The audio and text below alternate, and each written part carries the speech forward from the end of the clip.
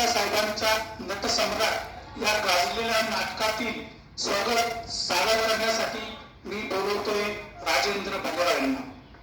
राजेंद्र भालेराव. प्रथम मी या व्यासपीठाला नमस्कार करतो आणि व्यासपीठाचा रूपांतर आज रंगमंचकामध्ये होते. सर्व मित्र मैत्रिणींना धन्यवाद.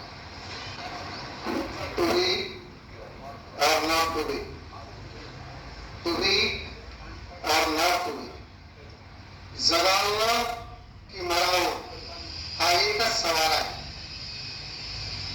या दुनियेच्या उंबरठ्यावर खरकट्या पत्रावळीचा तुकडा होऊन जगावं बेशरम लाचार आनंदानं की फेकून द्यावं या देहाचं दप्तर गुंडाळलेल्या यातनेच्या जाणीवेसह मृत्यूच्या काळाशार डोळ्यामध्ये आणि करावा शेवट सर्वांचा एकाच प्रहाराने तुझा माझा त्याचा आणि याचाही.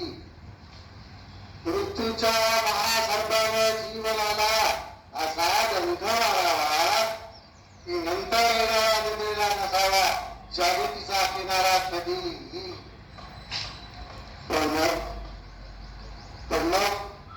पण त्या निद्रेलाही जर स्वप्न पडू लागलं तर इथंच तर विवेक आहे. नव्या स्वप्नांच्या अनोखी प्रदेशात प्रवेश करण्याचा धीर होत नाही.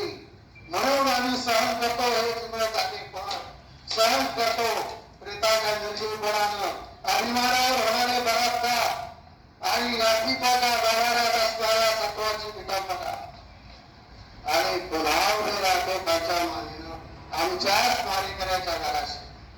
विराट्यात एवढा कसा कठोर झाला असतो.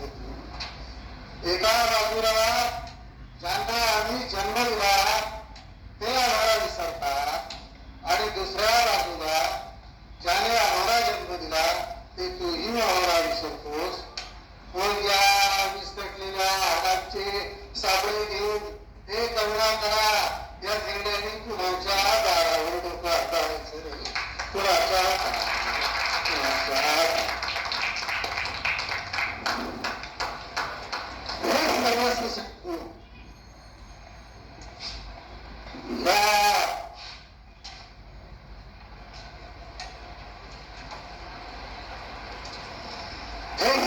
शक्तीनं या खडकाची अग्रगता माझ्या मनात आहे. मला दान करा, मला दान करा सहनशीलतेचं. सिद्धार्था काय विधान आहे. एकापेक्षा एक भयानक माणसं. ते वर बुलंद किल्ले बांधले त्या लेखकांनी त्यांची आधी फक्त रखवालदार बरं.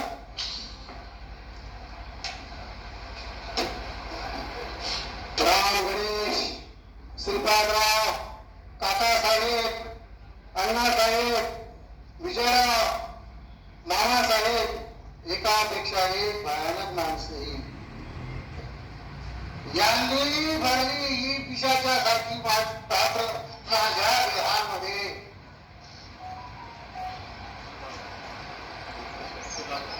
सुधाकरा अरे अकेलो हेंदी वेगवेग अरे कुठं जाऊन बसलो रे हरानो वळसडीला.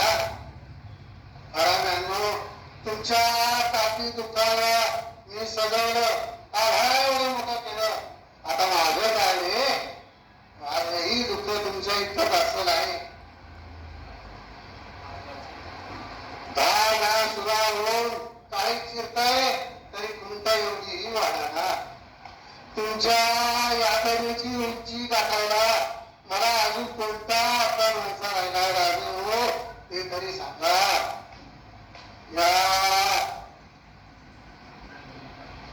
या नटाच्या व्यथिता काळीचीही किंमत नाही.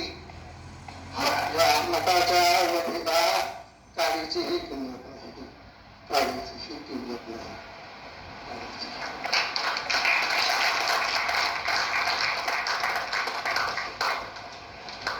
आता उद्धव आणि श्रीकृष्ण यांचा एक संवाद त्याच्यामध्ये आहे. आता तो दोन्ही पात्र मलाच करावे लागतात. त्यामुळं सुरू केलं. तुझा आता तरी सांग सारं खरं खरं.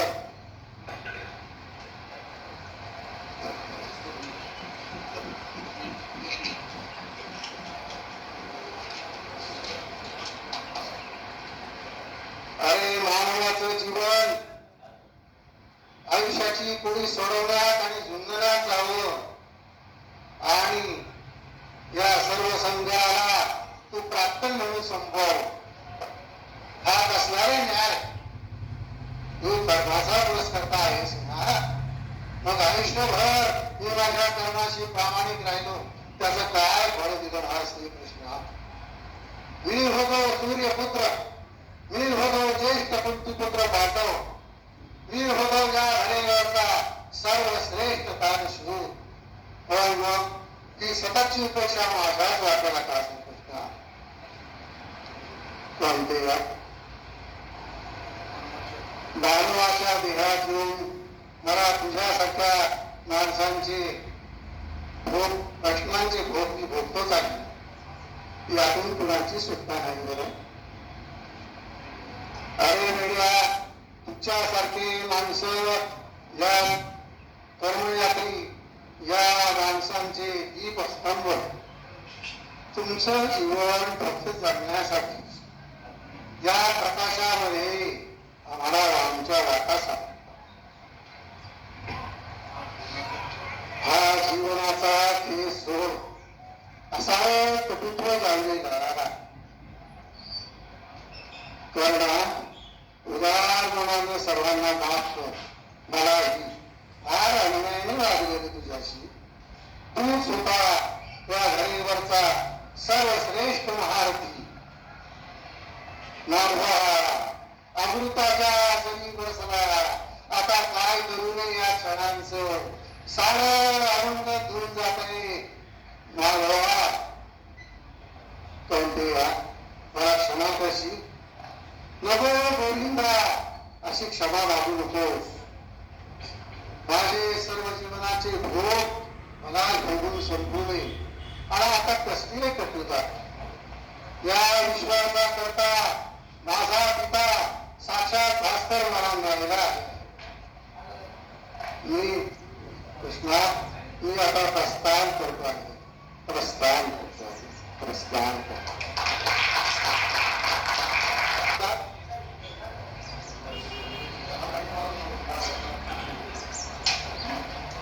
सम्राटमधला प्रसिद्ध एक संवाद आहे. ते घर देतं पाहिजे.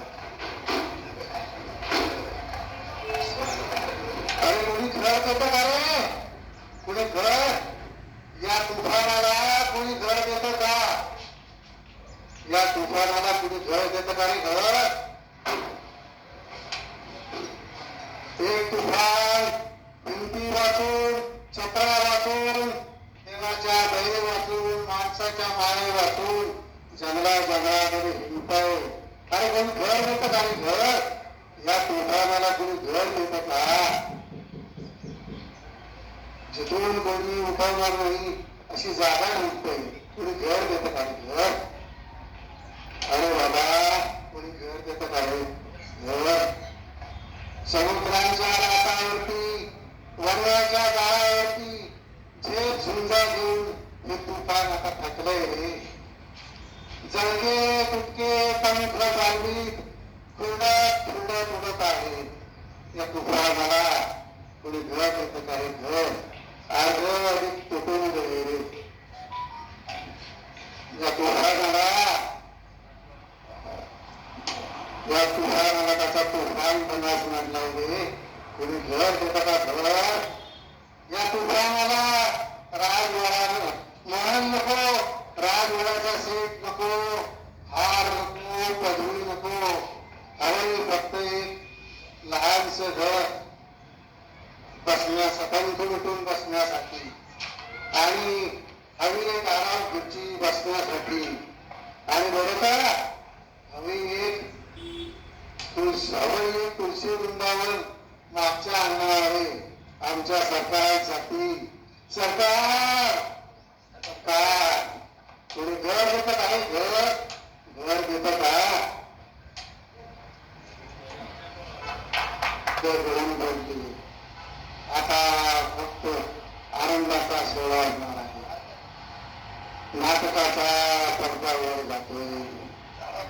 मला तिसरी घंटा ऐकू येते.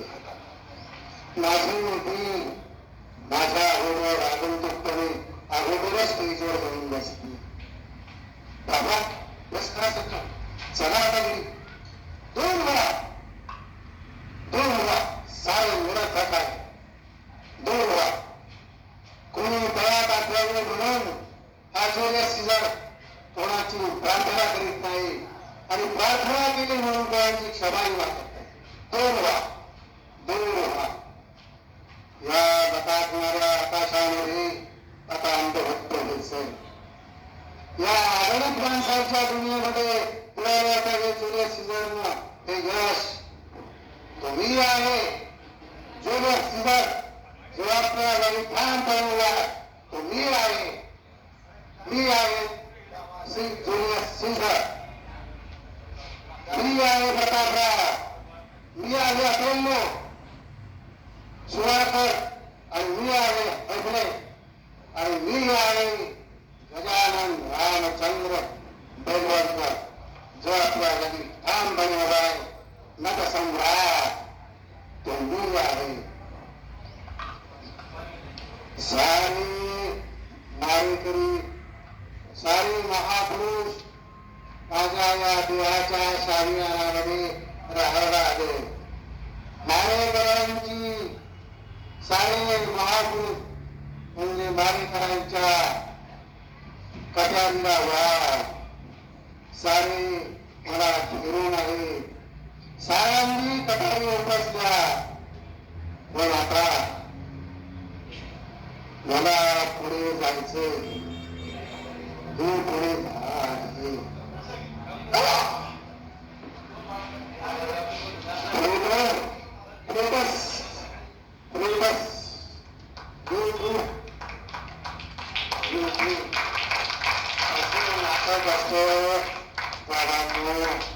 असं नाटक असतो.